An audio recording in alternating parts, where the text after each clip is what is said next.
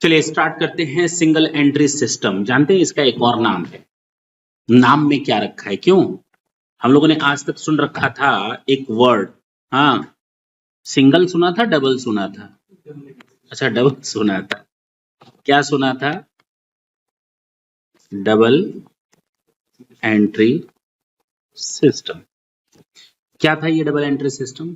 हाँ हाँ हाँ हाँ, एक जगह और गलती हो गई ना तुम लोगों से। अगर मैं ये बोलूं, does it make any difference double entry और डबल अकाउंट सिस्टम? पहली बार सुना क्या डबल अकाउंट? पहली बार सुना है क्या? है? डबल अकाउंट का नाम ही नहीं सुना था?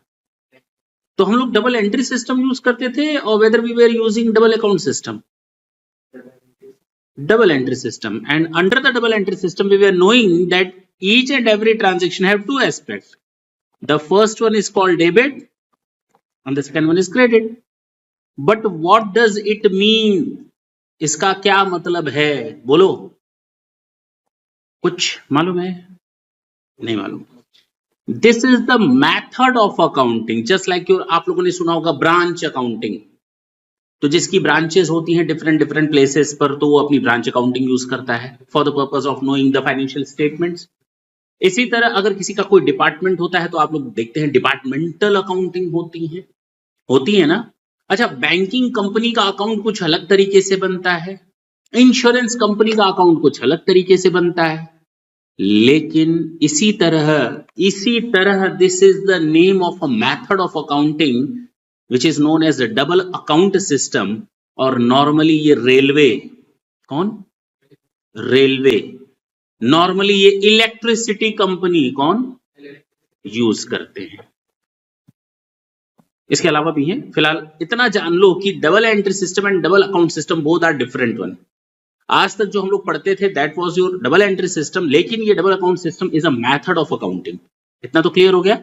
तो हम इसकी बात नहीं कर रहे। क्लियर? आज हम लोग जो देख रहे हैं अपनी आंखों के सामने, क्या देख रहे हैं? अब तक क्या देखते आए थे?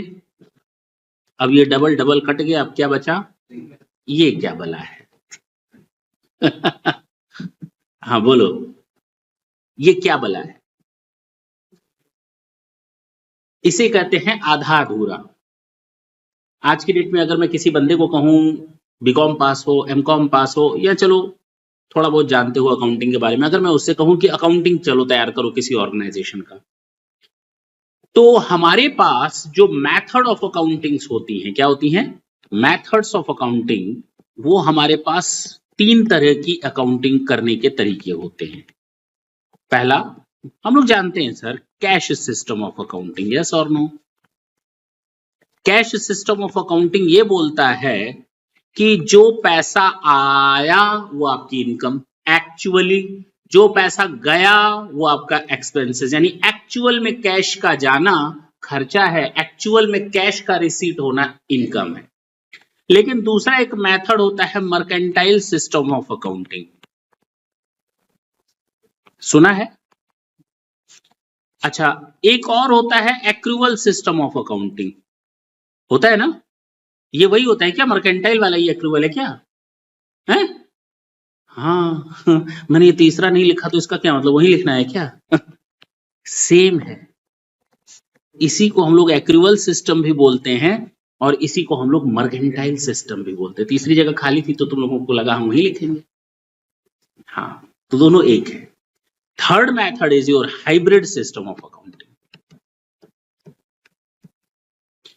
पहला मैंने बताया कैश सिस्टम ऑफ अकाउंटिंग होता है, इसमें भी डेबिट क्रेडिट का यूज होता है क्या? कि एक्रूवल में डेबिट क्रेडिट का यूज होता है? कि हाइब्रिड में डेबिट क्रेडिट का यूज होता है?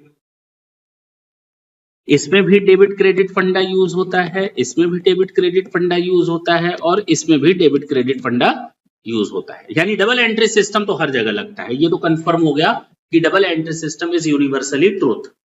Whatever the method you are going to adopt for your accounting purposes, whether it is your cash system of accounting, accrual system of accounting, or it is your hybrid system of accounting, in all the cases your double entry system will follow.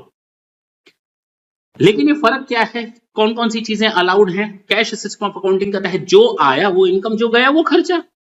Accrual कहता है, चलो तुम लोगों से एक छोटा सा question पूछ लेते हैं, जब यहां तक पहुंच ही गए हैं तो उसको क्यों छोड़ा जाए।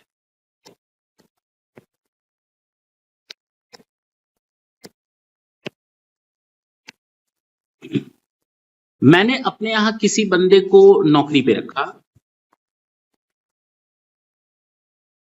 मैं उसको सैलरी दे रहा हूं,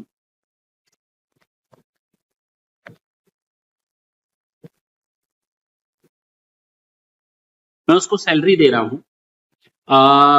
मैं ये जो पीएल अकाउंट प्रिपेयर कर रहा हूं ना, that is started from 1 January 2022 to 31 December 22। Yes और नो? कितने साल का बन रहा है? 1 year। कितने महीने होते हैं? अच्छा, इसमें मैंने उस बंदे को जो सैलरी देनी है ना, 1000 पर मंथ देना है। कितना देना है? मैंने उसको, जानते हो कितना सैलरी दिया? मैंने उसको साल भर में 12,000 सैलरी दिया। कोई दिक्कत है क्या? मैंने पीएल अकाउंट में लिख दिया 12,000 as an expenses. There is problem? कोई प्रॉब्लम है?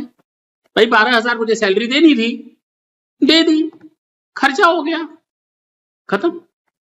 अच्छा, मैंने उसको सैलरी देनी थी 1000 पर मंथ के हिसाब से, and in totality I paid him ₹10,000 only. Is there any problem? नहीं सर, कोई दिक्कत नहीं है। मुझे उसको सैलरी देनी थी 1000 per month and I paid him ₹15,000। Yes और नो? कोई प्रॉब्लम है क्या इनमें? यही तो लिखते हैं पीएल अकाउंट के डेबिट में, यही तो लिखते हैं कि और कुछ लिखते हो? यही लिखते हो ना? गलत लिखते हो। क्या बात कर रहे हो? क्या कहां कहां से जानते हो तुम लोग? यहां तुम लोग ऐड करते हो ना आउटस्टैंडिंग। क्या बात कर रहे हो? 2 महीने की नहीं लिखते हो? और यहां पर क्या लिखते हो? प्रीपेड या एडवांस सैलरी। कितने में? अरे लिखते हो कि नहीं लिखते? लिखते हो ना? इन टोटालिटी देखो, यहां भी रिजल्ट कितना आया, यहां भी कितना आया, और यहां भी कितना आया। ये कौन सा मेथड है अकाउंटिंग का? कौन सा मेथड है? पहला वाला कौन सा है? ये कौन सा मेथड है? इतनी मार हो गई। ये एक्रूअल सिस्टम ऑफ अकाउंटिंग है। कैश सिस्टम में तो ये था जितना गया वो खर्चा, तो उसके हिसाब से अगर चलोगे तो पहले केस में ये एक्सपेंसेस, दूसरे में ये, तीसरे में ये, that is okay. That was okay according to your cash system of accounting, but according to your accrual system of accounting or mercantile system of accounting, what ought to be done? Important ये है क्या होना चाहिए, क्या होना चाहिए। 12 महीने में खर्चा 12 महीने का लोगे या 11 महीने का? चाहे कैश निकला हो या ना निकला हो, कोई फर्क? ये देखो ना, कैश नहीं निकला तो भी हमने एक्सपेंसेस मान लिया, because we are maintaining our books of account for complete 12 months. और इस 12 महीने में जो खर्च होना था वो पूरे मुझे यहां पर 12 महीने के लिखने थे, हाँ या ना? जिसमें से मैं 10,000 दे चुका हूं, still there is a liability of ₹2,000, outstanding liability. And if I paid ₹15,000 to him, अगर मैंने उसको 15,000 दे दिया तो इसका मतलब I paid him ₹3,000 as an advance, and that was not the expenditure of the current period. We made it advance, that is the expenditure of the next period. Yes or no? इसीलिए मैंने इस साल से हटा दी, क्योंकि ये खर्चा हुआ ही नहीं। खर्चा कब का होगा? तो इसीलिए माइनस कर दिया। क्या होना चाहिए, दैट इज इंपॉर्टेंट, और ये हमें बताता है मर्केंटाइल सिस्टम या एक्रूअल सिस्टम ऑफ अकाउंटिंग। अब तो बात समझ में आई कि अभी भी नहीं आई? क्लियर है? तो हम लोग किसकी बात कर रहे हैं? हम लोग अगर शांत हैं, अभी अब कुछ नहीं बोल रहे हैं, तो हम इसकी बात करेंगे। जहां जहां आगे चलने की बात करेंगे, ये बेसिक एजम्पशन होता है कि we are following accrual system of accounting until और unless the question specifies that. Is it clear? पक्की बात है? अच्छा, ये तीसरा क्या है? हाइब्रिड। इसको हम लोग एक और नाम से जानते हैं, mixed system of accounting. Cash आया, खर्च, इनकम मान लो, एक्रूअल बेसिस पर एक्सपेंसेस मानेंगे, यानी इनकम आई तो कैश बेसिस पर, खर्चा हुआ तो एक्रूअल बेसिस पर। इसको हम कहेंगे मिक्स्ड। इनकम हुई तो एक्रूअल बेसिस पर, खर्चा हुआ तो कैश सिस्टम पर, इसको हम कहेंगे मिक्स्ड। कुछ इनकम एक्रूअल बेसिस पर, कुछ इनकम कैश सिस्टम पर, कुछ खर्चा एक्रूअल बेसिस पर, कुछ खर्चा कैश सिस्टम पर, इसको हम कहेंगे मिक्स्ड। हो सकता है नहीं हो सकता? नहीं कर सकते, नहीं कर सकते, ये बिल्कुल अलाउड नहीं है। या तो आर या तो आर, या तो कैश सिस्टम या तो हाइब्रिड सिस्टम। हाइब्रिड, हाँ, या तो कैश सिस्टम फॉलो करोगे या तो एक्रूवल सिस्टम फॉलो करोगे। There is no any scope for hybrid system of accounting. बस इतना याद रखना। अच्छा, ये चीज तो समझ में आई। आगे इन फ्यूचर जब भी हम बात करेंगे ना, नॉर्मली अगर हम कुछ ना बोले तो समझ लो हम एक्रूवल सिस्टम की बात कर रहे हैं। किसकी बात कर रहे हैं? अच्छा, अब आते हैं सर ये क्या होता है सिंगल एंट्री। अगर हम किसी नौसिखिए को कह दें आज से तुम मेरा अकाउंट संभालना, मैंने उस नौसिखिए को कहा कि आज से तुम मेरा अकाउंट संभालना, वो अकाउंट संभालने लगा। उसको तो कोई नॉलेज है नहीं, अकाउंटेंट है, नॉर्मल अकाउंटेंट कहां समझेगा भाई कैश सिस्टम क्या होता है, एक्रूवल और हाइब्रिड सिस्टम क्या होता है। नॉर्मली एक अनप्रोफेशनल बंदा इसी फंडे को यूज करता है। उसको कहा जाता है 500 रुपए चाय वाले को दिया तो वो एक लेजर बना देगा ऐसे, या तो वो कैश में से पेमेंट कर देगा, क्यों, या तो वो कैश में से पेमेंट कर देगा या तो वो चाय के खाते में लिखेगा, दोनों जगह नहीं लिखेगा। नहीं समझे मेरी बात, लिख देगा चाय के अकाउंट में पेमेंट, चाय का पेमेंट 500 रुपया, कैश माइनस नहीं किया, या कैश में से माइनस कर दिया चाय पेड लेकिन चाय वाले में ऐड नहीं किया। जबकि डबल एंट्री में क्या होता है, दोनों एस्पेक्ट को देखते हैं, चाय का खाता बढ़ना चाहिए तो कैश कम होना चाहिए, यही तो हुआ।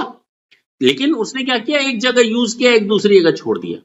या तो वो डेबिट कर रहा है या तो क्रेडिट कर रहा है, उसे नहीं मालूम कर क्या रहा है, उसे नहीं मालूम कर क्या रहा है, आधा अधूरा अकाउंटिंग रख रहा है। क्या मैंने बोला, आधा अधूरा अकाउंटिंग रख रहा है, उसको डेबिट और क्रेडिट का फंडा पूरी तरह नहीं मालूम। इसी को हम लोग कहते हैं सिंगल एंट्री सिस्टम। बात समझ में आई? कुछ इनकम को उसने कैश बेसिस पर रखा, खर्चों को उसने एक्रूवल, या इनकम को उसने एक्रूवल बेसिस पर रखा, खर्चों को उसने कैश बेसिस पर रखा। This is non your single entry system. Hybrid है लेकिन ये इससे हम ट्रायल बैलेंस नहीं बना सकते। ट्रायल बैलेंस कैसे बना लोगे भैया, आधा अधूरा इंफॉर्मेशन से मैच ही नहीं करेगा। अंडरस्टैंड तो कभी कर ही नहीं पाओगे, क्लियर कट तो रिजल्ट देगा ही नहीं। बनाने में बड़ा आसान है, किसी भी अनप्रोफेशनल बंदे को टेबल पर बैठा तो बाहर काउंटर पे कहो आज से तुम अकाउंटिंग रखो, सर हम नहीं रख पाते। अरे जो आएगा इनकम, जो जाएगा खर्चा, और क्या करना है। हमारे लिए तो बड़ा आसान है बोलना, लेकिन जब वो करने बैठेगा तो कुछ न कुछ दिन भर में 10 गलतियां करेगा। जो 10 गलतियां क्या, गलतियों का भंडार रहेगा उसके पास। बात समझ में आई? इसको हम लोग कहते हैं सिंगल एंट्री, जहां पर एक अनप्रोफेशनल तरीके से डेबिट या तो आधा किया, आधे फंडे को यूज किया जाए, आधे को छोड़ दिया है, तो डेबिट की एंट्री सही होगी, क्रेडिट नहीं होगा, या तो क्रेडिट की सही होगी, डेबिट नहीं होगा। इसी को हम कहते हैं सिंगल एंट्री सिस्टम। और इससे हम लोग ट्रायल बैलेंस नहीं बना सकते, इसका बनाया हुआ फाइनेंशियल स्टेटमेंट हमारे किसी काम का नहीं होता, और ना ही उससे हम कोई फाइनेंशियल डिसीजन ले सकते हैं। लेकिन है बड़ा सिंपल, क्यों, क्योंकि अनप्रोफेशनल बंदा भी बना सकता है कि नहीं। अब मैं बोलूं क्या है ये पक्का, जरा देखो। Single entry system is a method or a variety of methods employed for the recording of transaction which ignore the twofold aspects and consequently fails to provide the businessman with the information necessary for him. Fruitful result नहीं देता ये, ठीक। अच्छा, the term single entry is popularly used to describe the problem of accounts from incomplete records. मैंने अभी थोड़ी देर पहले इसका एक और नाम होता है, मैं उसको छोड़ दिया। नाम क्या है, इसी को हम लोग कहते हैं इनकम्प्लीट रिकॉर्ड्स। और जब आप लोग सीए, सीएमए या सीएस बनेंगे ना, तो जब आपके पास क्लाइंट मिलने आते हैं ना, शुरू में मैक्सिमम इसी तरह के आएंगे, शुरुआती दौर में मैक्सिमम इसी तरह के रहेंगे। आधी अधूरी इंफॉर्मेशन दे देंगे, किसी डॉक्टर के पास गया, किसी के पास भी आधी अधूरी इंफॉर्मेशन, ये मेरा इनकम है, ये मेरा खर्चा है, कुछ चीजें कहीं कुछ। अब आपको सारी इंफॉर्मेशन को गैदर करना पड़ेगा इकट्ठे, सबकी डबल एंट्री पास करनी पड़ेगी, उस आधी अधूरी इंफॉर्मेशन को पूरा करना है, और उसके बाद आपको एक फ्रूटफुल रिजल्ट बना करके देना है, जिसको हम कहते हैं फाइनेंशियल स्टेटमेंट। अब समझ में आई बात?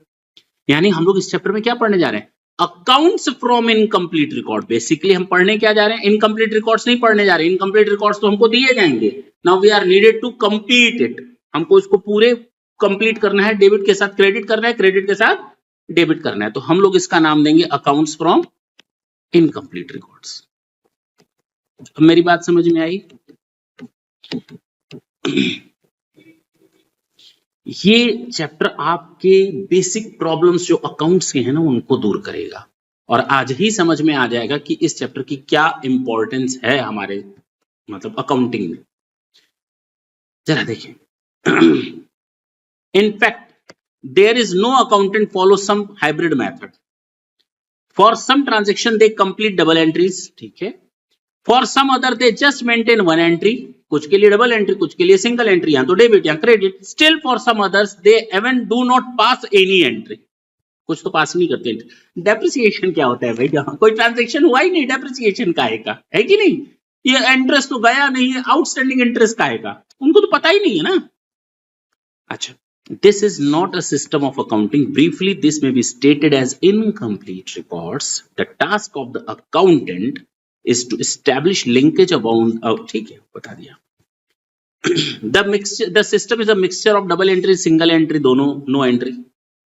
Suitability suitable for small business, अब जाहिर सी बात है जो छोटे मोटे बिजनेसमैन होते हैं उनके लिए बड़ा सूट करता है ये, उनको पता ही नहीं करना क्या है लेकिन हाँ उनको सूट करता है, वो इसी तरह से अकाउंट्स प्रिपेयर भी करते हैं। जब आप, मैंने कहा ना जब आप अपनी प्रैक्टिस में आएंगे स्टार्टिंग फेज में आपको इसी तरह क्लाइंट्स मिलते हैं, मुझे भी इसी तरह के क्लाइंट्स मिले थे, ठीक है ना, सबको नॉर्मली ऐसे ही मिलते हैं। In this system generally personal accounts, छोड़ देते हैं इसको, कैसे क्या किया जाता है वो आगे चलकर देखेंगे, समझ में आएगा। Flexibility, this system is highly changeable and flexible, जैसा मन वैसा करो, क्योंकि देखने वाला तो कोई है नहीं, हमसे तो डबल एंट्री सिस्टम बाद में, हम being a CA they are expected from me to maintain it from double single entry to double entry, हाँ है ना। Under this system the PL account can be find out but its composition will not be available, ठीक है, हमें exact accurate answer नहीं मिलता। Very simple method, less expensive, mainly suited to a small business, doesn't require any adequate knowledge or the professional knowledge. बात समझ में आई? Trial balance possible, इसकी limitation है, यहाँ डिसएडवांटेज है, ट्रायल बैलेंस आप नहीं बना सकते। अनसाइंटिफिक सिस्टम है, इससे आप कोई फ्रूटफुल रिजल्ट भी नहीं निकाल सकते, ना आपको सही प्रॉफिट लॉस पता चलेगा, ना एसेट की सही वैल्यू पता चल पाएगी। True profit can not be as certain, difficulty in preparation of the balance sheet बनेगी कैसे, जब सिंगल एंट्री फॉलो किया है तो ट्रायल बैलेंस नहीं बन सकता, तो बैलेंस शीट काहे का बन जाएगा। नो कंट्रोल ऑन एसेट्स, मैंने क्या कहा, एसेट्स का डेप्रिसिएशन वगैरह आप चार्ज ही नहीं करोगे, कंट्रोल पता ही नहीं चलेगा कितनी एसेट्स हैं, कितनी एसेट्स बची होनी चाहिए हमारी बुक्स ऑफ अकाउंट में, उसकी एक्चुअल वैल्यू या डब्ल्यूडीवी कितनी है। No recognition of the assets, ठीक है छोड़ देते हैं। अनसुटेबल फुल प्लानिंग, हम कोई डिसीजन नहीं ले सकते, कंपैरेटिव स्टडी नहीं कर सकते, हमारा इस साल का पीएल पिछले साल का पीएल पता ही नहीं है सही क्या है गलत क्या है, अपना और दूसरे का कंपैरिजन नहीं कर सकते, सही नहीं है मेरा तो हम दूसरे से कंपैरिजन भी नहीं कर सकते, ठीक है। चलिए डायरेक्ट आते हैं, आपको समझाने की कोशिश करते हैं कि ये है क्या। हम अभी मान लेते हैं आपने थोड़ा बहुत डेप्रिसिएशन चैप्टर पढ़ा होगा, थोड़ा बहुत, अगर मैंने कहा आपने जो पढ़ा वो सही, मैंने तो ऐसा नहीं बोला, तो तुम ही लोग बोल रहे सही पढ़े हो ना, मैंने कहा गलत हो सकता है मैंने तो एक बार भी नहीं कुछ बोला, तुम ही लोग एजम्पशन ले रहे। चलो एक क्वेश्चन सामने है, जरा इसको करके दिखाओ।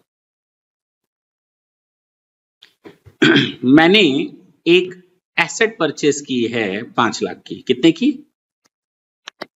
और मुझे डेप्रिसिएशन चार्ज करना है 20% पर एनम के हिसाब से। मैंने ये एसेट बाई की है 1 जनवरी 2022 को, और हमसे कहता है 31 दिसंबर 22 का डेप्रिसिएशन बताइए, वो भी चलिए डब्ल्यूडीवी या एसएलएम कोई फर्क नहीं पड़ता, चलो बताओ कितना आएगा डेप्रिसिएशन फर्स्ट ईयर का। सिंपल है सर, आप भी अब इस तरह से क्वेश्चन पूछेंगे तो हम लोग कहाँ जाएंगे, है कि नहीं।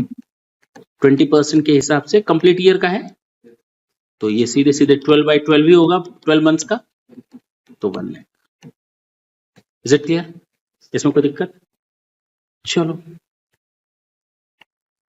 मैंने कहा 1 अक्टूबर 2022 को मैंने 5 लाख की एसेट खरीदी, 20% पर एनम का डेप्रिसिएशन है, डब्ल्यूडीवी मेथड से चार्ज करना है, 31 दिसंबर 2022 का डेप्रिसिएशन बताओ। अक्टूबर मत करो, चलो बताओ, यही बताओ।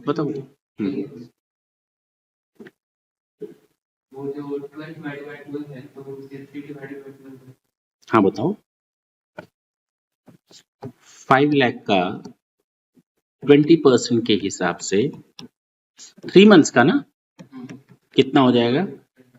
25,000। इसमें किसी को कोई दिक्कत है? चलो डेटा बड़ा इजी हो गया ना। 1 जून 2022 को मैंने 1 लाख की एसेट खरीदी और 12% पर एनम के हिसाब से डेप्रिसिएशन है WDV मेथड से। बताओ 31 दिसंबर को कितना डेप्रिसिएशन? 12%, चलो 12% ही दे देते हैं। बताओ कितना डेप्रिसिएशन लगेगा, तुम लोग खुद बताओ।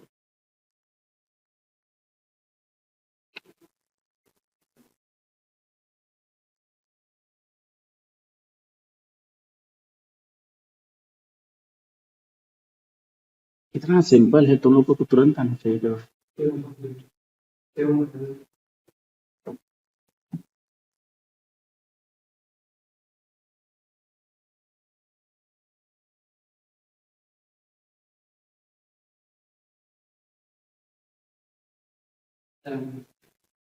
7,000।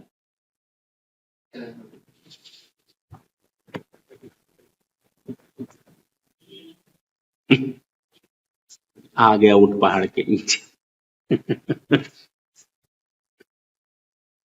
क्वेश्चन।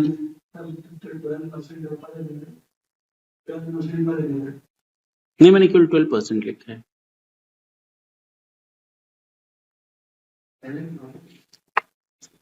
आंसर इज, उसने सही बोला लेकिन वो पकड़ नहीं पाया उस चीज को। पर एनम मैंने लिखा कहाँ है यहाँ?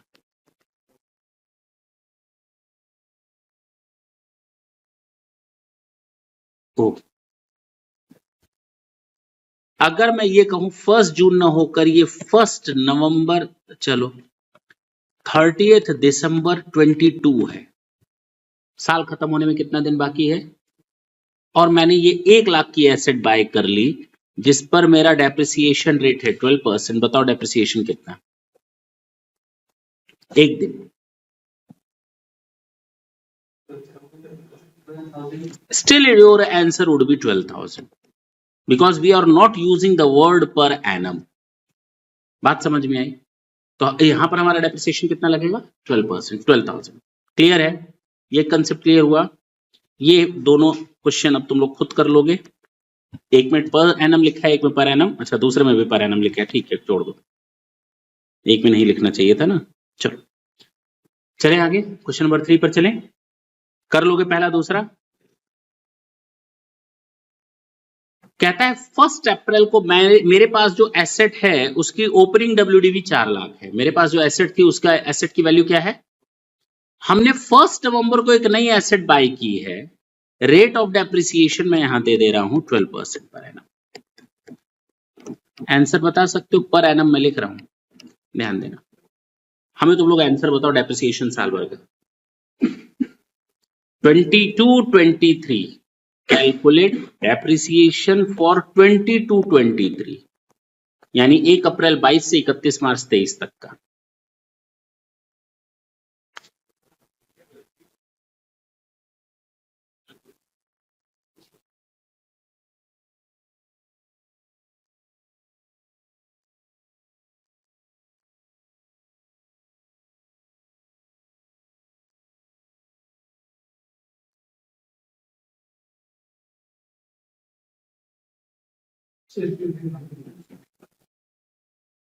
हम्म,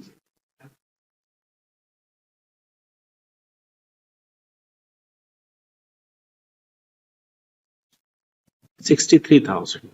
बेसिकली ये चीजें तुम लोग की अभी मैं बेसिक लेकर के चल रहा हूं, जो तुम लोगों ने आज तक पढ़ रखा है। तुम लोग का अभी डेप्रिसिएशन का वो फंडा यूज कर रहा हूं, हो सकता है तुम लोगों को काफी समय हो गया हो एंट्रीज वगैरह किए हुए। हम पहले उन सिस्टम को वापस रिमाइंड करवा रहे हैं, ठीक है ना? कितना आया आंसर? 63,000। चलो भाई देख लेते हैं सही है कि गलत है।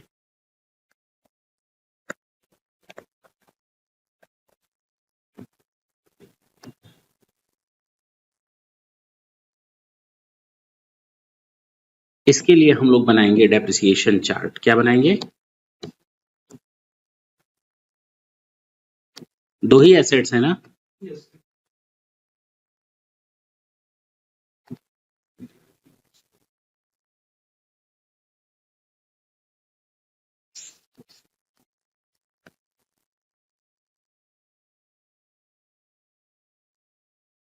इसको हम नाम देंगे डेप्रिसिएशन चार्ट। एसेट ए, एसेट बी और ये टोटल। एसेट का ओपनिंग बैलेंस दिया हुआ है, कब दिया हुआ है? ए का 4 लाख 1 अप्रैल 22 का। 1 अप्रैल 22 का ओपनिंग बैलेंस कितना दिया हुआ है एसेट ए का। अच्छा, उसके बाद क्या दिया इंफॉर्मेशन? 3 लाख हमने 1 नवंबर को बाई किया है, हाँ या ना? परचेज ऑफ एसेट कितने का? रेट ऑफ डेप्रिसिएशन 12% दिया है ना पर एनम के हिसाब से। हमें अब डेप्रिसिएशन चार्ज करना है। कब चार्ज करना है? 31 मार्च 23।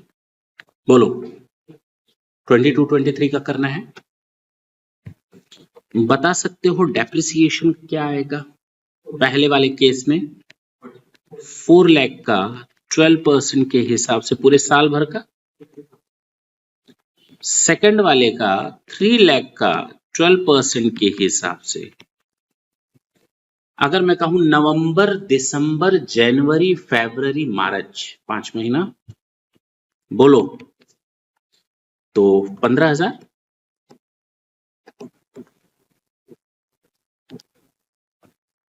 टोटल डेप्रिसिएशन आ गया मेरा 63,000।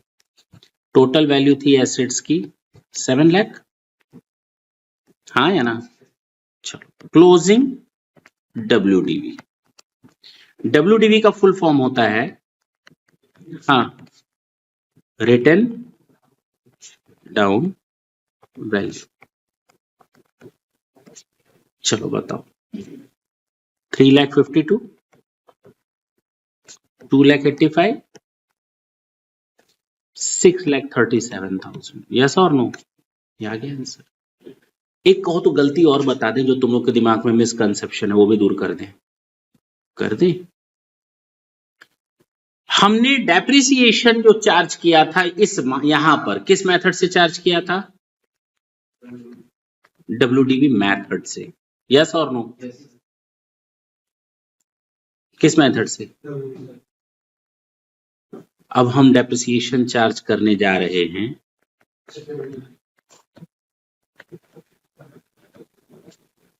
WDV का मतलब होता है रिटन डाउन वैल्यू और SLM का मतलब होता है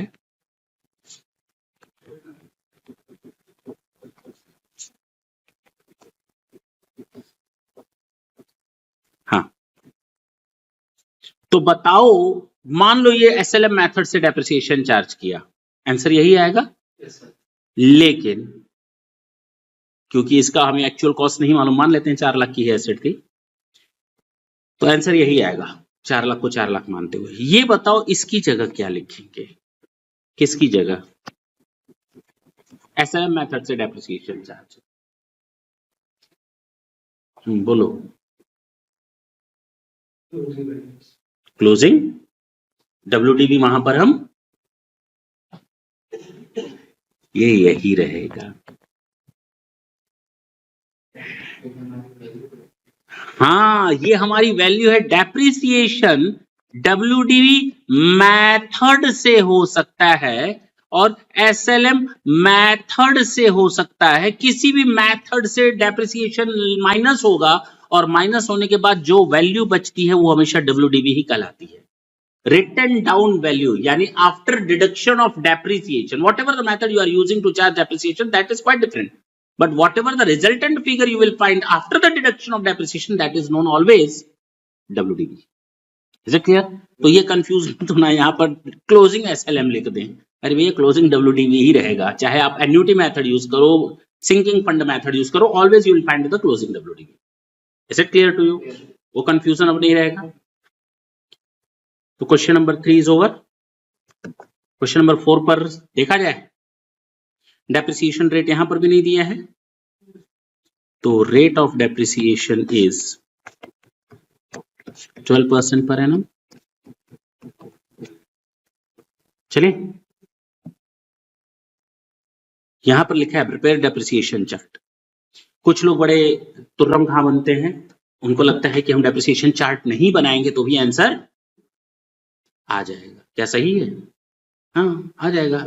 तो रम कहाँ है वो लोग, लेकिन गलती केवल एक ही बार होगी और सारा का सारा तेजी खत्म हो जाएगा। ठीक है ना? तो जब भी 3, 4, 5 एसेट्स हों तो better to prepare the depreciation chart and after that means pass the journal entries. तो बिना डेप्रिसिएशन चार्ट बनाए अगर आप जर्नल एंट्रीज या लेजर प्रिपेयर करते हो, कहीं ना कहीं गलती की गुंजाइश होने की चांसेस ज्यादा रहती है। इसमें क्या होता है, थोड़ा मेहनत लगता है, 1 मिनट ज्यादा लगेगा। नॉर्मल कैलकुलेशन से हो सकता है 1 मिनट ज्यादा लगे। मैं 1 मिनट बड़े क्वेश्चन की बात कर रहा हूं जो 10 to 12 मार्क्स का आता है, लेकिन ये श्योरिटी रहेगी कि आपका आंसर गलत होने की चांसेस अब बहुत कम है, ना के बराबर देखा जाए। क्योंकि इसमें देखिए ए भी एसेट है, बी भी है, सी भी है, तो 3 एसेट्स हैं। तो बेटर है कि हम लोग डेप्रिसिएशन चार्ट प्रिपेयर करेंगे इसके लिए।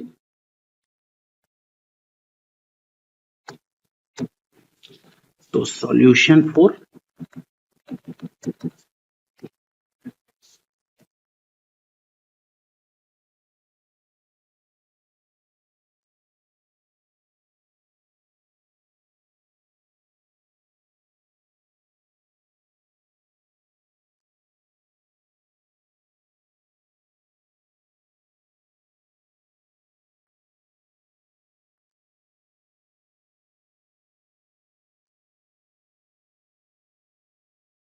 ए है, बी है, सी है, 3 एसेट्स है ना, और यहां पर डेट है। ये हम क्या प्रिपेयर कर रहे हैं,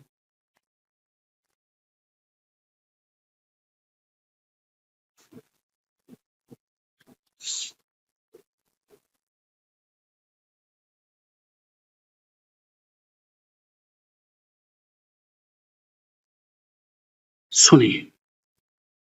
1 अप्रैल को हमारे पास ओपनिंग डब्ल्यूडीवी है कितने की, 5 लाख।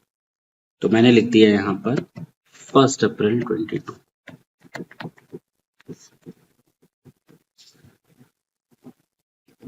कोई दिक्कत है इसमें? 1 अक्टूबर को एसेट परचेस किया है 4 लाख की उसी साल। बी 1 अक्टूबर को कितने की, 4 लाख। ए बेच दिया 31 ऑफ दिसंबर को। और देखिए चूंकि कहीं पर भी नहीं लिखा है डेप्रिसिएशन का कौन सा मेथड है, तो हम हमेशा डब्ल्यूडीवी मेथड ही मान करके चलेंगे। तो कहता है एसेट ए को बेच दिया 450 में, कब, 31 दिसंबर को।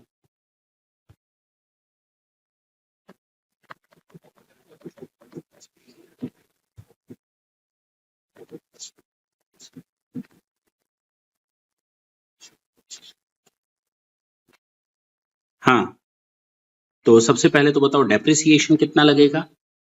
ये वाली एसेट बेची है ना, पहली वाली, तो कब था ये एसेट, 1 अप्रैल को। 1 अप्रैल से कब तक का, 31 दिसंबर को।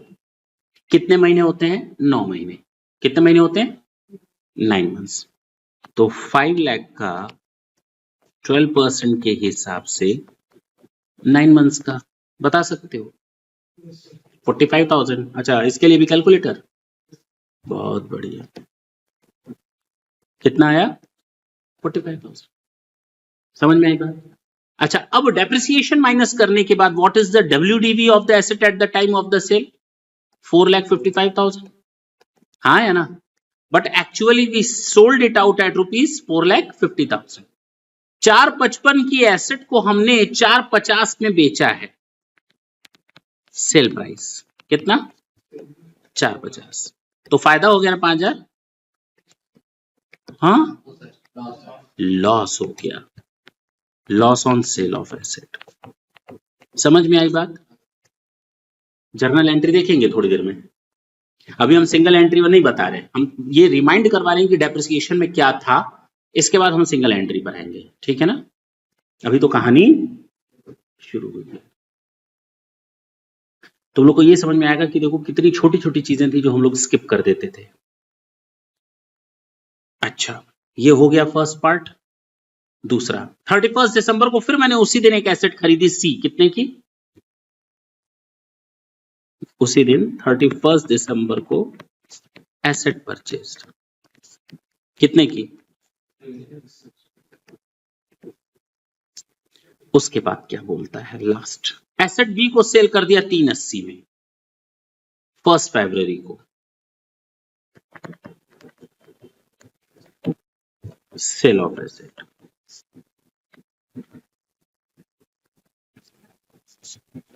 हाँ, डेप्रिसिएशन 4 लाख का था, 12% के हिसाब से कितने महीने होते हैं? देखो, अक्टूबर, नवंबर, दिसंबर, जनवरी, 4 महीना, बस 4 महीना वो एसेट हमारे पास थी, यहां या ना? तो 16,000। बोलो, कोई दिक्कत है इसमें? तो हमारे पास एसेट बची कितने की सर? 2,84,000 की। और हमने इस एसेट को बेचा कितने में है? 380। तो सेल प्राइस 380। तो हमारा लॉस हो गया ना? अच्छा, प्रॉफिट हो गया। प्रॉफिट ऑन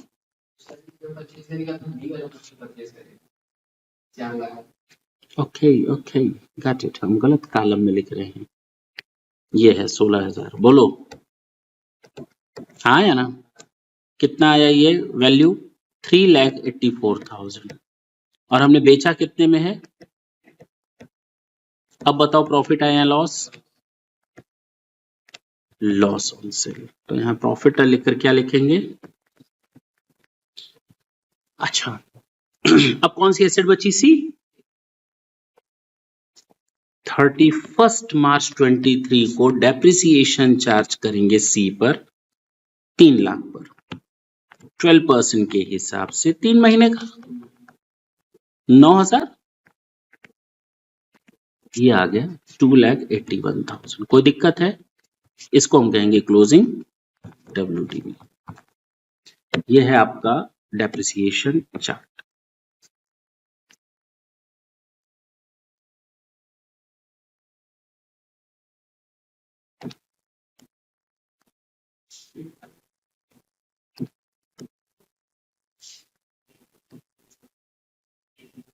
नोट करना है कि नहीं करना है? नहीं करना है, इसको सोच लो। जर्नल एंट्री बता लोगे?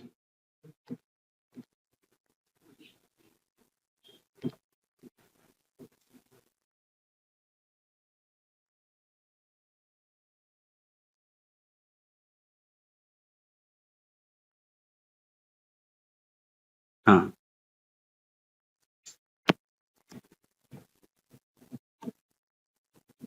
अब दोबारा क्वेश्चन को देखने की कोशिश भी मत करना, ये हमारा बना हुआ है सामने। अब एक एक लाइन उठाते जाओ, खत्म करते जाओ जर्नल एंट्री। क्यों? सबसे पहले 1 अप्रैल का opening WDV, it is of no use to pass the journal entry if you just want to pass out the. अगर आप पास एंट्री करना चाहते हैं जर्नल एंट्री, तो क्या करेंगे? ओपनिंग बैलेंस की करनी है या नहीं करनी है? हाँ, 2, हाँ 2, हाँ, पास कर लोगे जर्नल एंट्री ओपनिंग बैलेंस की। हाँ, एसेट अकाउंटेबल टू कैपिटल। ओड़ी बाबा। नॉर्मली लोग नहीं करते हैं, लेकिन ओपनिंग बैलेंसेस सारे के सारे कैपिटल के ही थ्रू आते हैं। ऐसा तो कई बार पहले भी पढ़ा होगा तुम लोगों ने, क्या कर रहे हो? हम लोग डायरेक्ट 1 अक्टूबर की एंट्री करते हैं 4 लाख की। तो एसेट अकाउंट डेबिट टू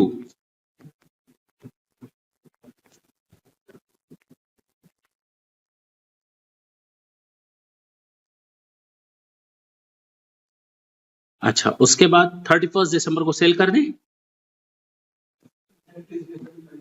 अरे तो 31 दिसंबर तो पास कर ले एंट्री।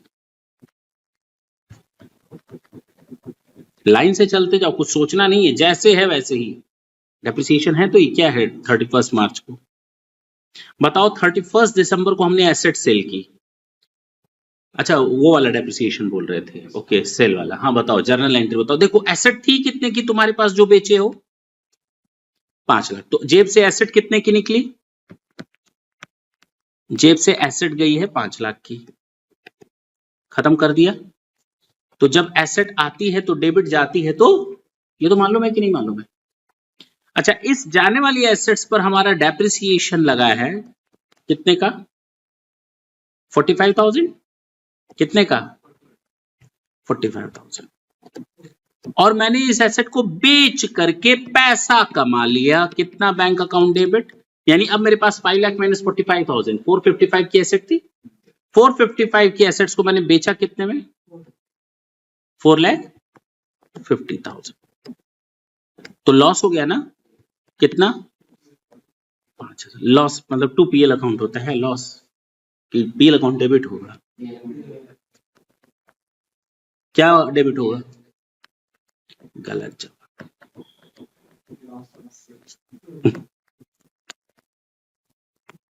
अगर हम यहाँ पीएल लिख देंगे गलत हो जाएगा क्या?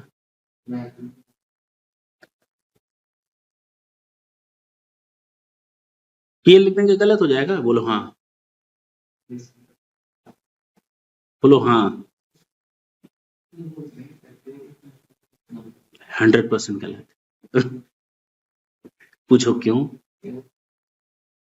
अभी मैंने चाय पी, तो चाय पी एंट्री क्या होगी? क्या एंट्री होगी? Tea account debit to cash, या refreshment account debit to cash. साल के अंत में इसको कहां ट्रांसफर करेंगे? PL account debit to tea. What is the need to pass these two journal entry? You can pass out only one journal entry, PL account debit to cash. हम तो ये भी एंट्री कर सकते हैं ना, चाय पी सीधे एंट्री पास कर दो ना, PL account debit to cash. कोई दिक्कत है क्या इस पे? अरे बोलो ना, बहुत बड़ी दिक्कत है, क्या बात कर रहे हो? दिन भर में 100 बार पीएल अकाउंट बनता है तुम्हारा? पीएल अकाउंट साल में केवल एक बार बनता है, at the end of the year. मतलब जो एंट्री होगी सब पीएल अकाउंट में डाल दोगे? ये कौन सी बात होती भाई? पीएल अकाउंट कब खुलता है? साल के अंत में, उसी समय बंद होता है। क्या अगर आपका ईयर 31 दिसंबर को एंड हो रहा है तो 31 दिसंबर को पीएल अकाउंट में सारे चीजें ट्रांसफर करोगे और उसी दिन उसको बंद कर दोगे? क्या डेली डेली पीएल अकाउंट बनता है? पहली बार सुन रहे हैं भाई। तो तुम लोग तो डेली डेली बनाने वाला करो सर पीएल लिख दीजिए, कोई फर्क नहीं पड़ता। क्यों नहीं फर्क पड़ता? 31 मार्च को एंड होगा, 31 दिसंबर को तुम बुक्स बना रहे हो, 31 दिसंबर को पीएल कहां से आ जाएगा? पीएल कब बनेगा? एंड मतलब डेट बताओ। 31 मार्च, उस समय पीएल देखेंगे। अभी काहे के लिए बीमार हो रहे हो? किताबों ने किया हुआ है, गलत है। गलत नहीं, 10,000% गलत है। आप साल में 10 बार पीएल अकाउंट कैसे बना सकते हो भाई? कोई एसेट बेचेंगे तो पीएल अकाउंट तुरंत कर दोगे। अरे भाई, profit on sale of asset, loss on sale of assets, T account, refreshment account, office expenses, ऐसे ही तो करते हो। साल के अंत में हम उसको पीएल में ट्रांसफर करते हैं, देखते हैं कैसे। अब बताओ, ये लॉस हो गया, खत्म हो गया, एंट्री खत्म। अभी भी मैं एक चीज बोलूं तो तुम लोग गलत करके ही दोगे, कहो तो वो भी बता दूं। चलो आने दो। फिर एसेट परचेज किया मैंने, नेक्स्ट एंट्री क्या है? 31 दिसंबर को कितने की एसेट परचेज की? तो 31 दिसंबर को एंट्री कर लो। एसेट अकाउंट डेबिट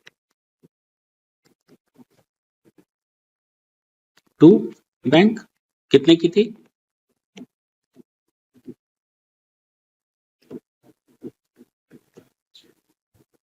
फिर एसेट सेल कर दी क्या? 1 फरवरी को। हाँ या ना? तो एंट्री कर दो।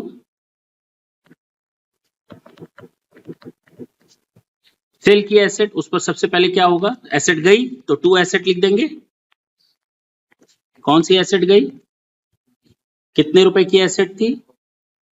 हटा दे, तो मैंने लिख दिया टू एसेट भी, 4 लाख चली गई। लेकिन जब गई है तो डेप्रिसिएशन भी तो लगा होगा, कितने का? तो डेप्रिसिएशन अकाउंट डेबिट 16,000। अब मेरे पास एसेट कितने की दिख रही है? 284, 384 की एसेट को कितने में बेच दिया? तो पैसे आ गए, तो बैंक अकाउंट डेबिट कितने बचा? कितना? 4,000 का लॉस। क्या लिख देंगे? पीएल लिख देंगे, गलत हो जाएगा। हाँ, अब ठीक है। लॉस समझ में आई बात? ये था 1 फरवरी। लास्ट पे कौन सी एंट्री है? 31 मार्च। डेप्रिसिएशन चार्ज कर ले।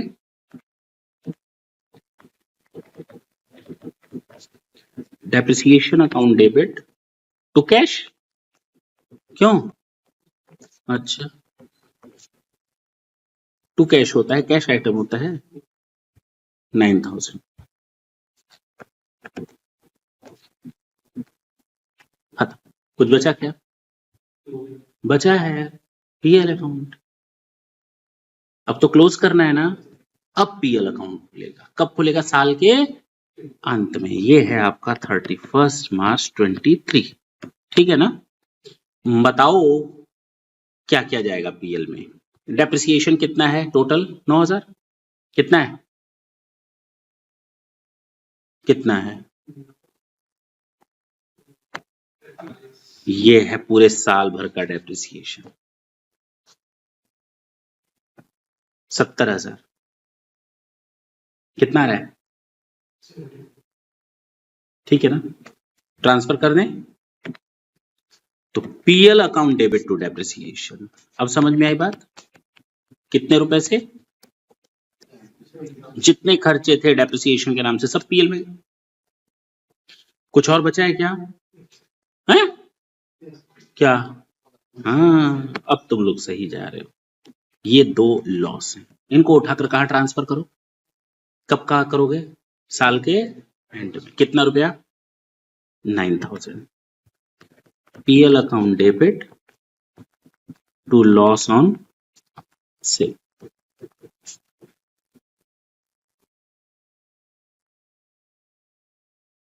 कुछ और बचा? अब कुछ नहीं बचा। ये कंप्लीट हो गया जर्नल एंट्री के साथ। कुछ चीजें सीखने को मिली इस क्वेश्चन में, नोट कर लो इसको।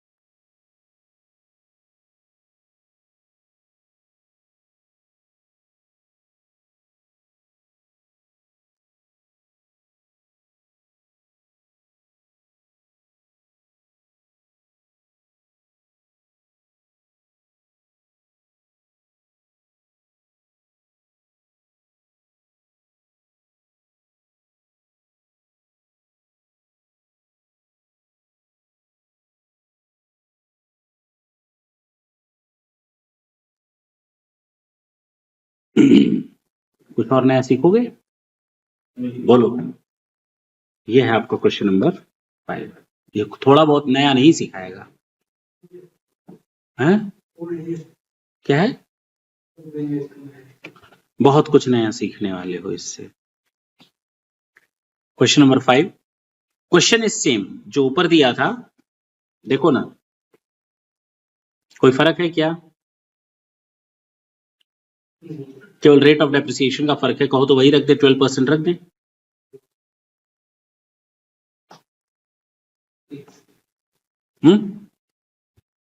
इसी क्वेश्चन को, ये मेरा डेप्रिसिएशन चार्ट सेम बनेगा, हमारा फर्क किस में आएगा?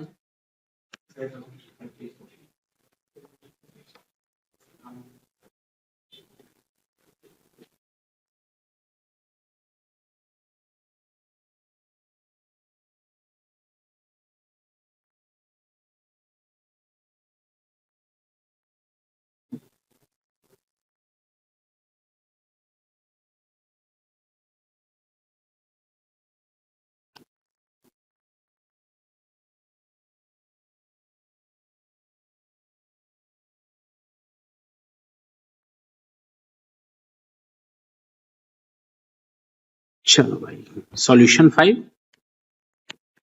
हम लोग केवल जर्नल एंट्री सीखेंगे, डेप्रिसिएशन चार्ट वही रहेगा जो हम लोगों ने क्वेश्चन नंबर 4 का आंसर देखा था। जानते हो किस मेथड से? Accumulated depreciation.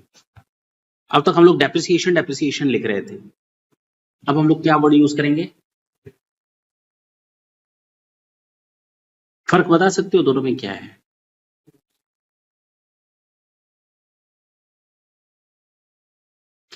इतना आगे बढ़ने से पहले एक दो चीजें और मैं कुछ क्लियर कर दूं। मैंने आपके सामने एक एंट्री रखी, bank account debit 4 lakh, depreciation account debit 20,000 to asset 3,80,000 to sale. किस पर हुआ है? Profit on sale. अगर प्रॉफिट होता तो ऐसा ही होता। मैंने आपके सामने एक एंट्री रख दी और अब मैं आपसे सिंपल बोलता हूं, बोलूं? गलत करोगे तुम लोग? बोलूं? इसको सेपरेट करो, यानी ये जो कंबाइंड एंट्री है, इस एंट्री को अलग अलग तोड़ना है तुम लोगों को। जोड़ने का काम खूब कर लिया तुम लोगों ने, है कि नहीं? अब जरा इसको तोड़ करके दिखाओ। हाँ, क्वेश्चन दे दूं? मेरे पास एसेट्स की वैल्यू थी 3,80,000, सेल कर दिया मैंने उसको 4 लाख में, और डेप्रिसिएशन टिल सेल वो था 20,000। ये आपका क्वेश्चन है, ये आपकी जर्नल एंट्री है, कंबाइंड जर्नल एंट्री है। इसको सेपरेट करके दिखाओ। कंबाइंड है ना? अलग कर लोगे? कोई टफ क्वेश्चन पूछा है क्या मैंने? हाँ तो करके दिखाओ। टफ तो नहीं है तो करके दिखाओ। ये करके दिखाओ। चलो ये करके दिखाओ। हाँ हाँ, करना क्या है? अलग अलग करना। हमने इसमें कई एंट्रीज मिला दी। कंबाइंड एंट्री क्या होती है? 2 से 3 या 4 एंट्रियों को मिलाकर एक एंट्री बनाना। तो देखो ये 3-4 एंट्री मिल करके एक बनी है। अब तुम लोग को करना क्या है? अलग अलग करना है। कर लोगे? काहे? अरे क्या दिक्कत है इसमें? मैंने तो ऊपर क्वेश्चन भी दे दिया, अब तो वो दिक्कत भी नहीं होनी चाहिए।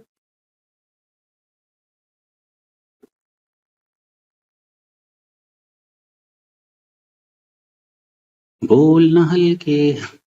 हाँ बोलो।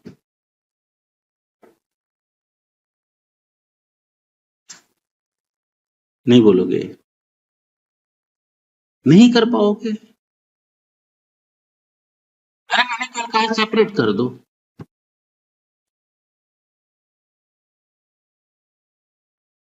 बताओ, तुम लोग कंबाइंड एंट्री कर लिए थे। सोचो, इस क्वेश्चन में तुम लोगों ने कंबाइंड कर लिया, कोई दिक्कत नहीं हुई। मैं कह रहा हूं अलग अलग करो। चलो मैं आधा कर दूं अलग, बाकी आधा कर सकते हो? हैं? आधा अलग कर दे रहे हैं, ठीक है ना? अच्छा, वो भी देख ले रहे हैं। इसको हम सेपरेट करते हैं। पहली entry, depreciation account debit to asset 20,000। तो मैंने डेप्रिसिएशन को अलग कर दिया।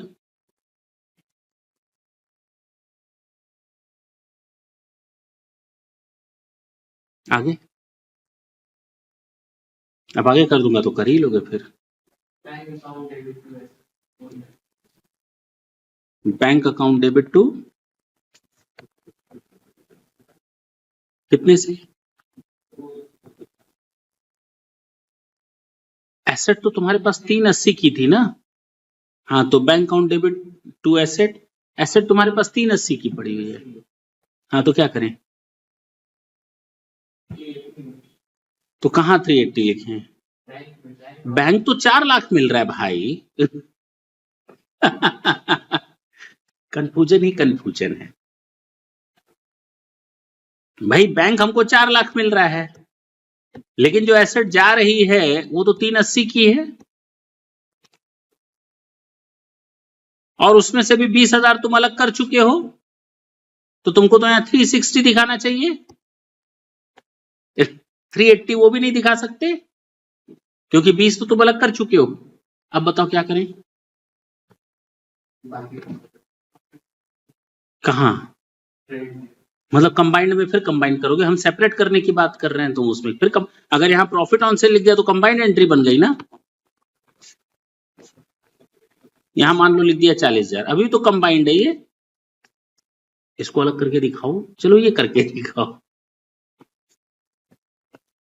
अब बोलूं, हम बोलूं, वाह भाई वाह,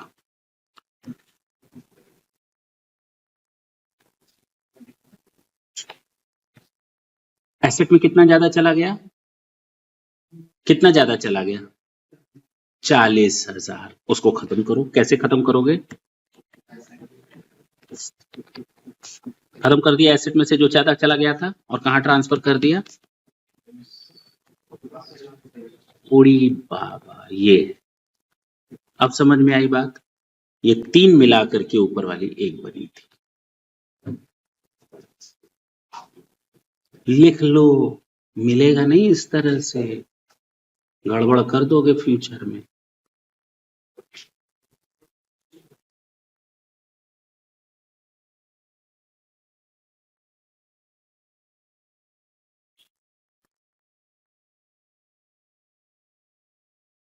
चलिए,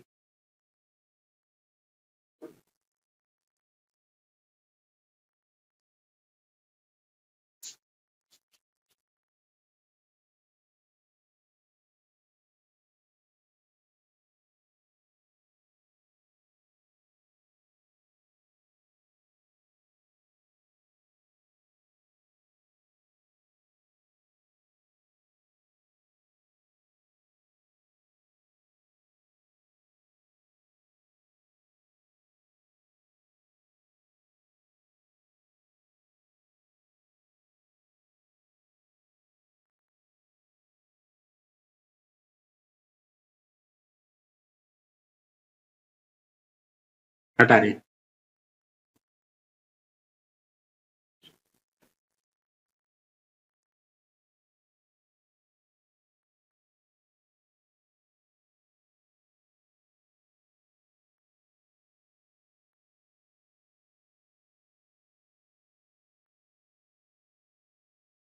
ठीक, ये कंबाइंड और सेपरेट अब कर लोगे, अभी भी दिक्कत है,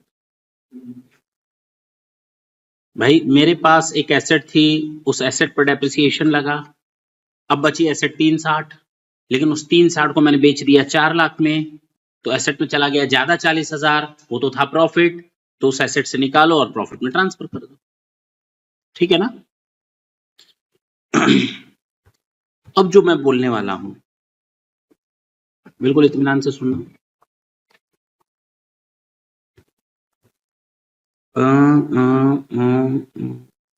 ये एंट्री,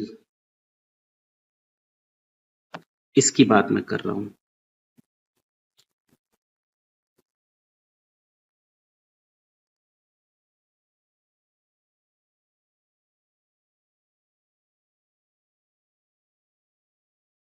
थोड़ा सिंपल कर दें तुम्हारे लिए, depreciation account debit to asset,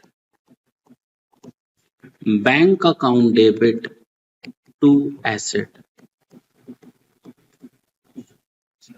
loss on sale account debit to asset, ये सेपरेट हो गया, क्या था जरा देखो, 45, 450 और 5, 45,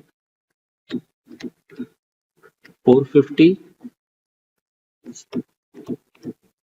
एंड 5,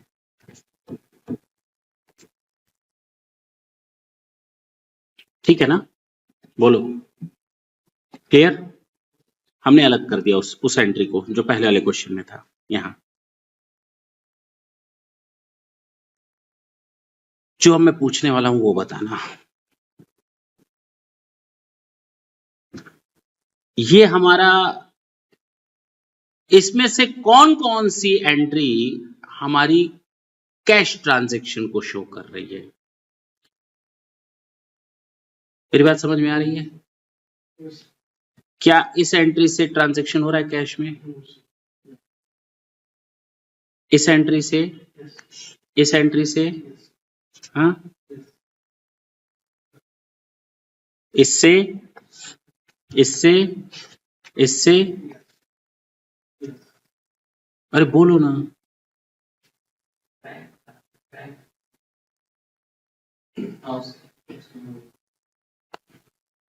सोच लो, क्योंकि आगे जो मैं लिखने वाला हूं उल्टा होने वाला है, फिर तुम ही लोग अपनी बात से पलटोगे।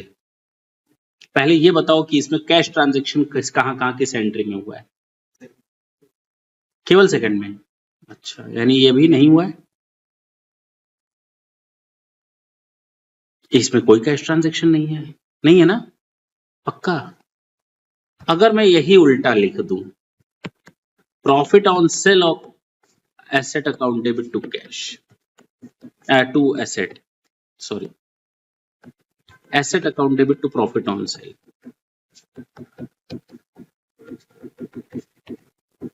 5,000 प्रॉफिट हुआ है, कमाना था 50, कमा लिया 55, 5,000 ज्यादा। बताओ ये कैश ट्रांजैक्शन है या नहीं?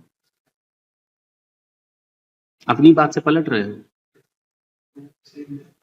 तुम्हारा सेम है, बाकी लोगों का पलट गए सब। ये अगर नॉन कैश आइटम है तो ये भी नॉन कैश होना चाहिए, ये अगर कैश आइटम है तो ये भी कैश होना चाहिए।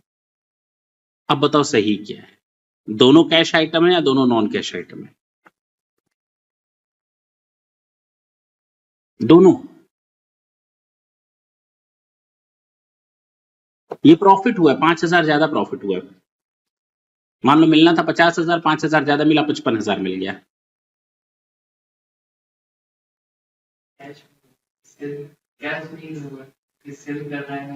तो बताओ ये कैश, हाँ ये कैश आइटम है, और ये फिर वही तो, यहाँ तो दोनों कैश आइटम होगा, कंफ्यूज मत रहना ना, हमको करो तो तुम लोग खुद कंफ्यूज हो रहे हो। बताओ दोनों कैश आइटम है, दोनों नॉन, बस इतना मैंने अब तो इतना सिंपल कर दिया, एक नहीं होगा, यहाँ तो दोनों कैश आइटम होंगे, यहाँ तो दोनों नॉन कैश आइटम। अब जाकर तुमने सही जवाब दिया दोनों नॉन कैश आइटम है। कैश आइटम भाई, इसमें तो कोई cash, bank account debit, cash account debit कुछ दिख रहा है? इसमें दिख रहा है? दिख रहा है, तो ये कैश आइटम है। कौन सा? ये वाला। कौन सा? ये वाला। कौन सा आइटम कैश आइटम है? ये वाला कैश आइटम है तुम लोग, एसेट तो जा रही है तो कैश कहां गए? कैश तो आया ना। तो ये केवल जहां बैंक अकाउंट डेबिट वो कैश आइटम है, जहां बैंक अकाउंट क्रेडिट वो कैश आइटम है, जहां कैश अकाउंट डेबिट वो कैश आइटम है, जहां कैश अकाउंट क्रेडिट वो कैश आइटम है। Except this, no any debit और credit is cash item. Clear है? पक्की बात? तो ये भी कैश आइटम नहीं है, ये नॉन कैश आइटम है। हाँ, ये गया और इसने कैश दिया, बात समझ में आई? ये भी कैश आइटम है। अब तो ये गलती नहीं करोगे, तो चले आगे कहो तो बताएं, नहीं तो नेक्स्ट सेशन में हम इसको बताने की कोशिश करेंगे। अब हम जो बताने जा रहे हैं वो एक्यूमुलेटेड प्रॉफिट्स की बात बताने, एक्यूमुलेटेड डेप्रिसिएशन की बात बताने जा रहे हैं। तुम लोगों ने जब डेप्रिसिएशन पढ़ा होगा, छोटी सी चीजें हैं। एक बात बताओ, क्या डेप्रिसिएशन चार्ज करने से मैंने ये एंट्री की, इससे मेरे पास कैश आया या कैश गया?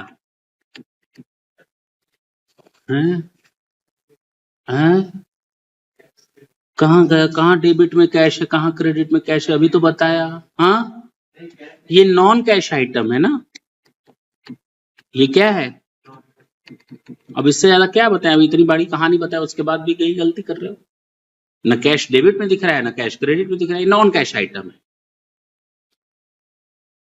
कहा जाता है कि depreciation is to be charge for the purpose of replacement of the old asset with new one. कि हम लोग डेप्रिसिएशन चार्ज करते हैं और इसका पर्पज होता है, एक लास्ट पर्पज यही हम बताते हैं 7th या 8th नंबर पे, कि depreciation is to be charge for the purpose of replacement of the old asset with the new one. यानी इस डेप्रिसिएशन के अमाउंट का यूज, किसका को यूज? अमाउंट का यूज हम नई एसेट को खरीदने में लगाते हैं। क्या हमारे पास डेप्रिसिएशन से कैश आ रहा है क्या? अरे बोलो ना। सर आप बहुत कंफ्यूज कर रहे हैं। अगर ये रीजन नहीं होता, ढंग से सुनना, मैंने ऊपर जो कुछ भी बताया कहीं कुछ गलत नहीं बताया, still I am stick with those things कि वो नॉन कैश आइटम्स थे, नॉन कैश आइटम्स थे, profit on cell, loss on cell, depreciation का डेबिट टू एसेट, ये सब नॉन कैश आइटम है। लेकिन ये एंट्री करने से मेरी जेब में पैसा बच जाता है, हैं? हैं? तो पूछो ना कैसे। अच्छा, साल के अंत में हम इस डेप्रिसिएशन को कहां ले जाते हैं?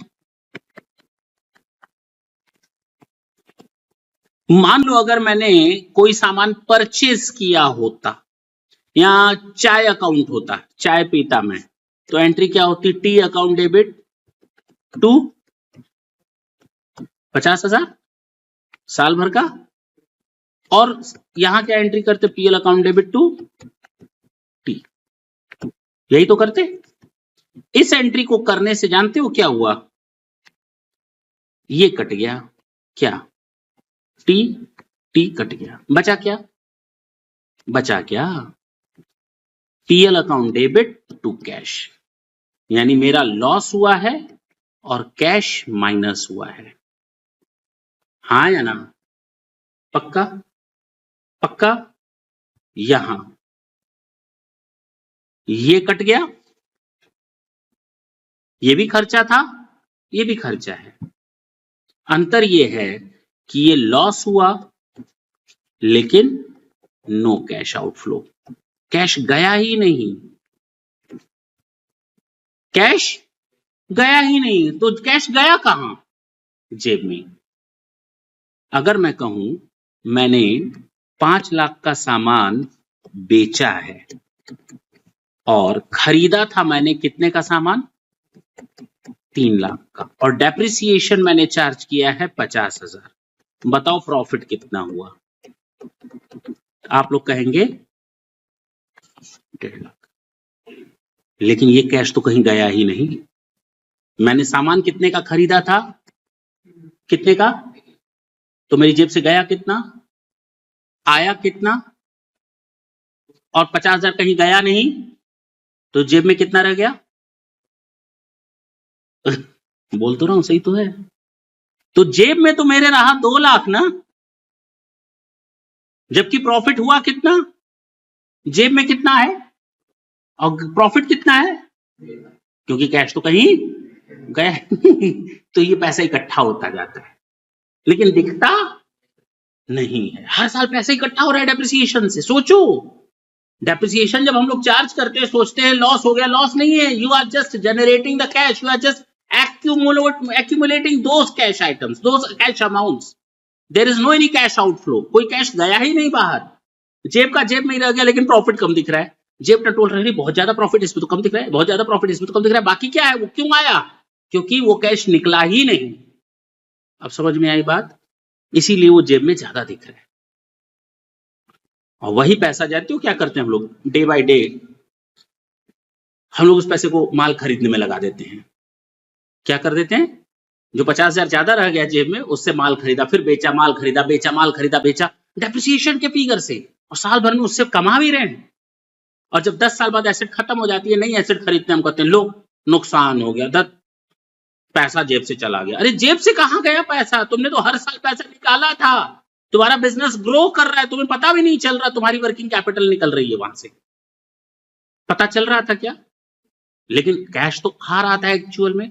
हम दिखा रहे थे डेप्रिसिएशन, लेकिन डेप्रिसिएशन का पैसा कहीं जा नहीं रहा था, बल्कि उल्टा मैं सैलरी देने में लगा रहा था, नया माल खरीदने में लगा रहा था ना, उसे वहां पर चला जा रहा था कैश। अब कहा गया एक कंसेप्ट है तुम लोगों का, हिस्टोरिकल कॉस्ट कंसेप्ट। कौन सा कंसेप्ट? पढ़ा है होगा शायद, तुम लोगों ने पढ़ा है ना?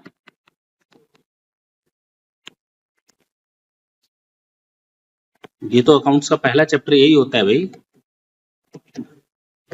हिस्टोरिकल कॉस्ट कंसेप्ट अकाउंट्स का फर्स्ट चैप्टर ये होता है जिसमें हम लोग अकाउंटिंग कंसेप्ट जानते हैं, money measurement concept, going concern concept, accrual concept, realization concept, matching concept, accrual concept, periodicity concept, historical cost concept, consistency concept, materiality concept, conservatism concept, कई से कंसेप्ट है। उसमें से एक कंसेप्ट ये भी है हिस्टोरिकल कॉस्ट कंसेप्ट, जो ये बोलता है all the asset must be showed in the financial statement at their original cost. याद है कि भूल गए? सब कुछ भुला दिया, सब कुछ भुला दिया। याद है कि भूल गए? मैं एक छोटा सा पॉइंट डिस्कस करके छोड़ दूंगा, चिंता न करना। मैंने कहा मैंने एक जमीन खरीदी थी 2010 में। कब? 2010 में मैंने एक लैंड खरीदी थी 5 लाख की। आज है 2023 और उस जमीन की मार्केट वैल्यू है 5 करोड़ रुपए। तो बताओ हम यहां 5 लाख लिखें या 5 करोड़ लिखें? क्या लिखें? क्या लिखें? क्यों? ये दिख रहा है तभी, ये सामने दिख रहा है तभी। हम कंफ्यूज बहुत करते हैं यार। हाँ बताओ, ये मैंने सामने लिख रखा है इसलिए बोल रहे हो क्या? इसको हटा दिया, लो अब बोलो। कितना?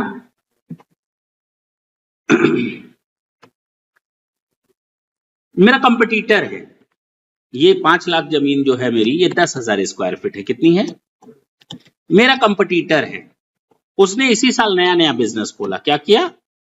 2023 में ही उसने बिजनेस खोला, बिल्कुल नया नया धंधा स्टार्ट किया है और उसने जमीन खरीदी। मेरे पास कितनी जमीन है? 10,000 स्क्वायर फीट। उसने 1,000 स्क्वायर फीट खरीदी। कम खरीदी ज्यादा खरीदी हमसे? 8 लाख रुपए में, क्योंकि आज की डेट में तो बड़ी महंगी है जमीन। अब बताओ किसकी बैलेंस शीट बढ़िया, मेरी या उसका? दुनिया क्या समझेगी किसकी बैलेंस शीट बढ़िया, उसका या मेरा? अरे कहाँ स्क्वायर फीट लिखते हो, कहाँ मार्केट वैल्यू लिखते हो? कुछ तो लिखा नहीं। लैंड 5 लाख, उसका लैंड 8 लाख। और बोलो किसका बढ़िया दिखेगा?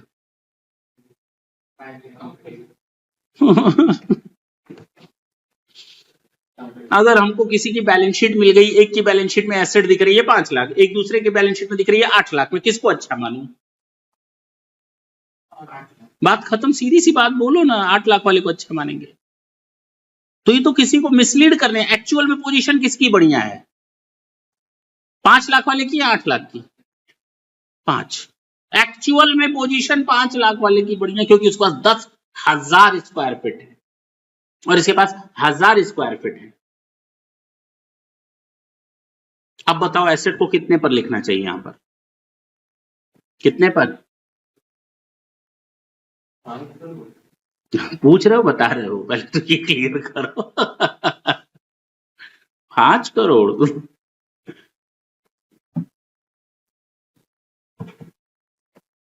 कंफ्यूजन है ना? बड़ा गड़बड़ है तुम लोग का। सोचो ये फर्स्ट चैप्टर चल रहा है, अकाउंट्स का फर्स्ट चैप्टर है ये। हम लोग इसको 5 लाख पर दिखाएंगे, इसको 8 लाख पर दिखाएंगे। अगर हम मार्केट वैल्यू अलाउ कर दें लोगों को तो और बड़ी प्रॉब्लम क्रिएट हो जाएगी। ये तो छोटी प्रॉब्लम थी, इससे 10 गुना ज्यादा प्रॉब्लम्स क्रिएट हो जाएगी। हर आदमी जाएगा वैल्यूअर से कहेगा ज्यादा दिखा दो, 50,000 ले लो, वैल्यू ज्यादा दिखा दो, 10,000 ले लो, वैल्यू ज्यादा दिखा दो। अपने कंपटीटर से कंपटीशन, वहां पैसा घूस दे करके लेकर के काम होने लगेगा। मतलब एक तरह से देखो तो लोग अपने फाइनेंशियल स्टेटमेंट को विंडो ड्रेसिंग करने लगेंगे, गलत तरीके से लोगों को दिखाने लगेंगे, मिसलीड करने लगेंगे। अगर गवर्नमेंट अलाउ कर दे मार्केट वैल्यू को, गुडविल दिखाएंगे 50 करोड़, होगी 1 रुपए की नहीं, बिजनेस चल रहा है लॉस में, लेकिन दिखाएंगे गुडविल। बात समझना, समझ में आई बात? कहने का मतलब ये, तो गवर्नमेंट ने कहा भैया सारी चीजें एक तरफ, अब केवल सबके लिए यूनिफॉर्मिटी बेसिस पर अकाउंटिंग रखनी है। And all the asset must be shown in the financial statement at their original cost. All the asset must be shown in the financial statement at there acquisition cost. All the asset must be shown in the financial statement at there purchase cost. बात समझ में आई? तो ये 8 लाख दिखाएगा, ये 5 लाख दिखाएगा। It is of no use to go with the 5 crore. ठीक। तो अब जब एसेट को कॉस्ट पर दिखाना है, किस पर दिखाना है? मैंने क्या वर्ड यूज किया? कॉस्ट पर दिखाना है। एसेट को किस पर दिखाना है? मैंने मशीन खरीदी 2019 में 1 लाख की, उसमें से मैंने इस साल का डेप्रिसिएशन माइनस कर दिया, कितना बची? कितनी एसेट? फिर अगले साल मैंने मशीन का ओपनिंग बैलेंस लिखा, कितना, और फिर डेप्रिसिएशन चार्ज किया, कितना बचा? फिर मैंने 2021 में आए, मशीन को लिखा कितना, और माइनस कर दिया डेप्रिसिएशन, कितना। मैं जान रहा हूं अभी भी तुम लोग के दिमाग में थोड़े बहुत कंफ्यूजन आ रहे होंगे, अनडाउटली होंगे। ये मैं नहीं कह सकता कि तुम लोग का बिल्कुल खत्म हो गया डाउट, क्योंकि तुम लोगों ने साल 2 साल 3 साल की पढ़ाई की है, वो भी सिस्टमैटिक नहीं की। अब चीजें क्या हो रही हैं? हौच पौच हो रही है दिमाग में। तुम लोग सोचना शुरू कर रहे हो हम ऐसा करते थे, यही सोच रहे हो ना सर, ऐसा बता रहे हैं। तो टेंशन लेने की जरूरत नहीं है। अब मैं 3 साल पुराना पढ़ा तो नहीं सकता तुम लोग को, लेकिन चीजों को धीरे धीरे सही कर सकता हूं, ठीक है ना। तो ये अभी तुम लोग के दिमाग में जो डाउट्स क्रिएट हो रहे हैं, बिल्कुल अच्छी बात है, क्रिएट होने चाहिए। अब धीरे धीरे डाउट्स खत्म होंगे। अब ये बताओ, ये आया 70,000। अब मैं एक बात बताओ, अभी तक तो तुम लोग कह रहे थे all the asset must be shown in the financial statement at there, कहाँ है ओरिजिनल कॉस्ट? 1 लाख की चीज अब तुम लोग 70 में दिखा रहे हो, कर ओरिजिनल कॉस्ट में शो करते हैं। आज तक करते तो यही आए थे, कहाँ फॉलो हो रहा था अकाउंटिंग कंसेप्ट? अरे बताओ ना। अब क्या करें? किया धरा सब बराबर। तुम लोग के लिए एक छोटा सा होमवर्क दे रहे हैं, एक्यूमुलेटेड डेप्रिसिएशन के बारे में पढ़ करके आना। मुझे मालूम है कि जब नेक्स्ट सेशन में आओगे और मैं पूछूंगा तुम लोग को कुछ आएगा नहीं, तब भी गलत जवाब दोगे।